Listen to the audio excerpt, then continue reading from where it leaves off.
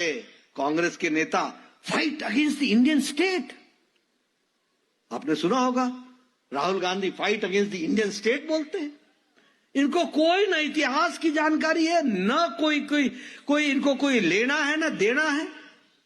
मैं कई बार बोलता हूं, इनके स्पीच राइटर लिख देते हैं और ये पता नहीं कौन सी बातें कहां से उठा के कहां पढ़ देते हैं, मालूम नहीं चलता।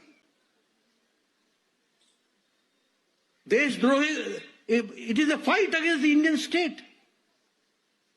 कैसी बातें कर देते हैं। એમની મુલાકાતના સંદર્ભમાં આજે ગુજરાતના વિવિધ નામાંકિત ડોક્ટરો, જેમાં પદ્મભૂષણ હોય, પદ્મશ્રી હોય, જુદા જુદા ક્ષેત્રોમાં જેમણે રાષ્ટ્રીય અને આંતરરાષ્ટ્રીય લેવલે વિવિધ પ્રકારની કામગીરી ડોક્ટરોએ કરી છે, એવા ડોક્ટરો સાથે આજે આદરણીય નડ્ડાજીનો વાર્તાલાપ છે।